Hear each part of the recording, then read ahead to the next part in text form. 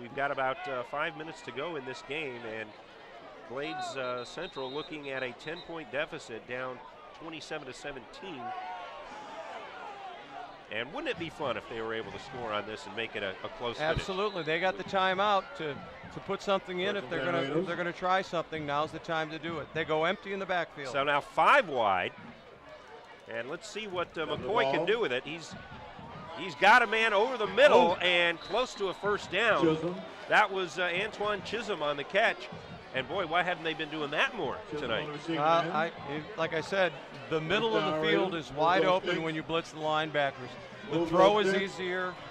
It's easier to get the ball to receivers in a running position too. So going with the no huddle and just waiting for the chains to get set. First down, ball right on the 50-yard line. Glades Central down 10 and looking for a quick strike to get back into this game with 4:55 remaining. Right? McCoy shouting a few instructions. Takes the snap. Looking down, a quick throw out to the right flat, and he's got it. And a nice move to gain extra yardage. Doesn't get out of bounds, though, to stop the clock. No, that was Fred Pickett on the catch. Yeah, Pickett makes a nice move. And the clock's still ticking after catching the ball, but I mean, this is stating the obvious again. Time is more important than 2 yards. So they've got to snap the ball here right now and get the clock stopped and get a first down. And they're trying to. McCoy on second down and short. He's going to loft one deep. Does he have a man? He does. And it's a touchdown. Glades Central strike.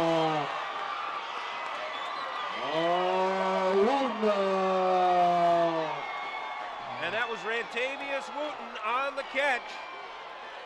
Dan, was that Poole? That might have been the best thrown ball of the evening. I'm telling you right now, quarterback absolutely hung in there, Contavious McCoy, and waited till the last possible second to let it go. The defensive back made one crucial error, and that was he stopped running, and boy, that ball dropped in from nowhere. And the extra point is good, and guess what?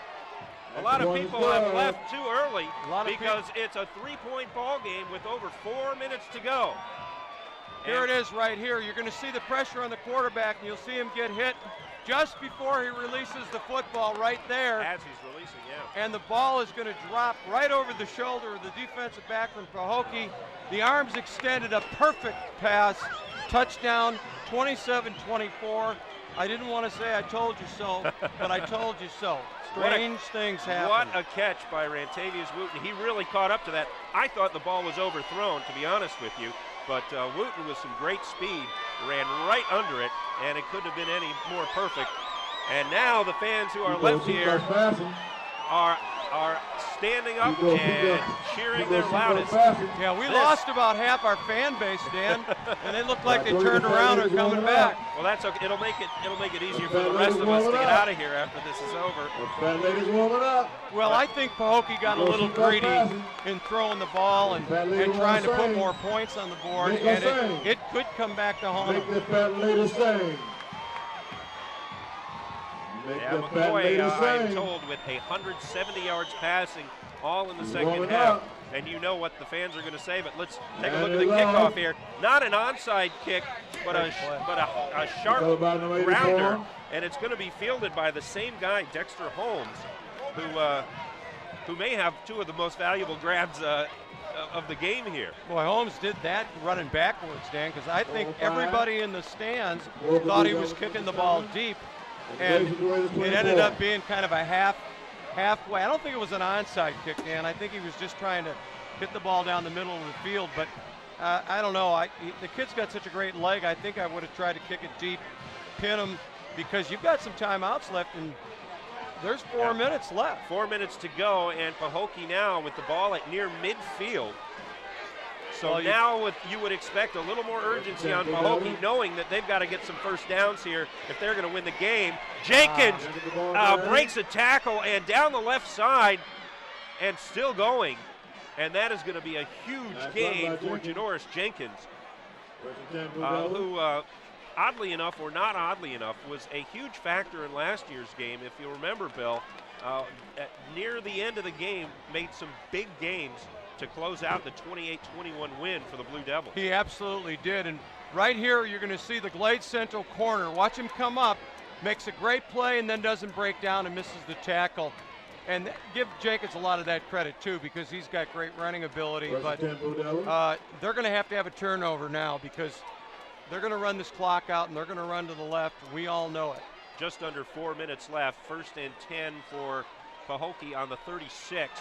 It's going to go to Jenkins again around the left side again. No surprise there. And about 5 yards for Jenkins. Now the one thing. And a flag. Oh, a couple of flags now after the play. And one would expect that temper's getting a little bit short. And Glades certainly does not need another 10 or 15 yards tacked on to the end of this play. Well, if I'm the Glades defensive coordinator, right now I'm planning everything to slant to the right and take away their ability to run left. Glades has got a real serious call here, Dan. Yeah, 15-yarder that is going to put Pahokee on the 15-yard line. Not a good situation. 3:47 to go, and now you got to, if you're Glades, you got to start thinking turnover. You got to think of a way to get that ball back. Well, you're absolutely right because it's only a 3-point game now. You got the good field goal kicker, but I don't think Pahokee does have the good field goal kicker. No, they don't. So they're going to have to punch it in for the touchdown, which will put it away. But Glades has got it. You're right. He have to come up with the turnover. 27-24, 3-point game. And Janoris Jenkins looking for room, doesn't find any. And he is going to be stopped with probably no gain on that play. And the clock ticking now, 3.5 minutes to go here. And Glades desperately needing to get this ball back if they want to avoid a 2-game losing streak in the very, very important Muck Bowl. Well, Urban Meyer's got a great player with number 1 because I'll tell you what, he is playing extremely hard. He's played the whole game. He's had to cover a great wide receiver all night, and he's still showing enough fortitude to get those extra yards for him. Each team, I'm told, has 2 timeouts left. The give is going to be to Smith around the left side. He's got some room, and he is going to get a first down, and the clock runs. They, again, Bill, are exploiting that left side, using their 2 big, powerful linemen, and Glades simply has not been able to stop that play all game. No, and I don't understand why Glades hasn't just completely dominated over there on the outside. It's not the inside that's hurting them. It's they're getting pinned on the outside. And you've got to bring a safety up there or something because you just can't let them run the ball after you've made such a valiant attempt to get back in the ball game. You've got to try to stop their best play. And they've got, what, 6 yards for a touchdown?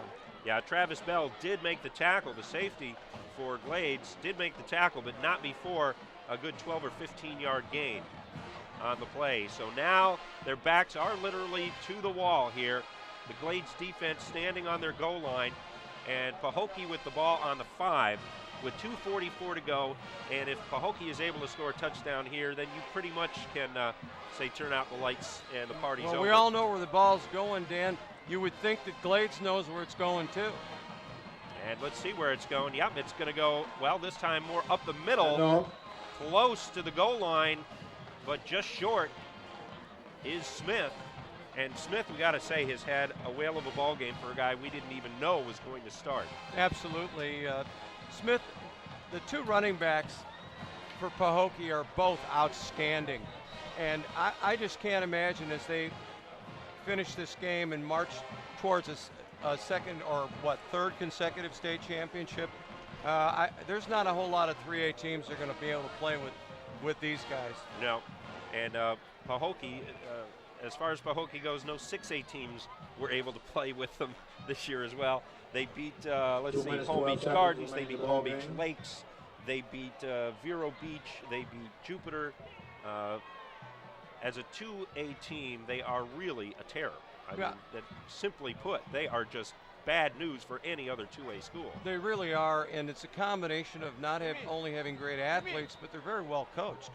And when you combine those two things and add that missing link, which is their big offensive line, who's very athletic also, I mean, that's why they're the 6th ranked team in the United States. All right, NFL Films coming off the field as Pahokee tries to put this game away. It's 2nd and goal at the 1. And the Raiders needing a miracle. They get a flag instead, which I'm not sure what the call is, but it's against Glades. And I didn't see what happened there, Bill. I'm not sure if you did either. Too many men on the field. Yeah, the call was for illegal participation, which obviously is too many men on the field. And you don't need that now. No. Not coming out of a timeout. That's a bad time. But the ball can't get much closer, put it that way. Now it's on the half-yard line. And they'll try to punch it in there, and they do. Vincent Smith in for the touchdown. He's had a lot of big gains, but that's his first touchdown of the game. Touchdown. And if you wanna look for MVPs, he may be one you'd have to consider tonight. Well, yeah, I would not even go out on a long limb trying to predict an MVP in this game. There's just too many good football players out there. My vote, if I had one, would probably have to go to number 54 for Pahokee, and that's McKenna Regis. I just feel like he's been a dominant force all evening long. Well, the extra point was good, but another flag drops. So we'll see if that stays or whether Pahokee has to kick it again. The players are signaling good, so we assume then it's against Glades. Now this is where, Dan, your coaching staff has got to remind these kids that if the jawing gets too bad and you get tossed out of this game, you're going to sit for 2 more. And now you're in the playoffs. So composure is extremely important, and you got to get your guys together and say, look, play hard, don't give up. But remember, we got a ball game next week, and we got to go on to try to win the state championship. So that makes it a 10-point game once again, 34-24. Pahokee leading in the 2007 Muck Bowl, and while the mood here is not particularly good for the Glades Central faithful, Pahokee is loving this because for years and years they've always felt like the red-headed stepchild, and a 2-year winning streak against Glades in the Muck Bowl will go a long way to alleviating that feeling. Well, 5 minutes ago, if you would have asked the Pahokee fans how they felt, I think nervous would have been the key word. And the Glades people going out of the stadium, coming back in the stadium. I just don't think you can leave a game like this because so many things can happen so quickly, and there's so many good athletes out there. All right, now the kick is going to be fielded again by Benjamin. Benjamin going along the right sideline, breaks a tackle. He's still on the move. Now he's coming around to the left. Is he going to get enough room? Probably not enough to score a touchdown as he's dragged out of bounds there by, guess who? Janoris Jenkins, who has been covering him like a blanket tonight. And just what we said broke out over there on the far side of the field between the Pahokee and Glades Central player, and it resulted in a couple more penalties. This one was completely away from the play. We're going to take another look now at watch it Benjamin reverse field here, and again, this is breaks a great. tackle by Smith, by the way. Yeah, that's great coaching again. Spin around, get missed by 4 people, and then run all the way across to the other end of the field. Yeah, this one's going to take a long time to show, but we're in a penalty, so we have plenty of time to show it. You might see the penalty towards the end. There it was there, but boy, Benjamin's an athlete, and I'll tell you what, they're getting a good one wherever he goes. And about the only guy who was going to catch him there was Jenkins, who himself is headed to the University of Florida. Those two might as well be joined by the hip because they have seen a lot of each other tonight. Our defensive player tonight. Well, hard to say they're the 2 most talented guys on the field because there's so many talented guys on the field. But certainly Jenkins has got to be in consideration for the MVP as well, considering he's been playing offense and defense. He's got 3 touchdowns, and he has kept Benjamin almost out of the end zone. Benjamin making that great catch to bring the Raiders to within 3.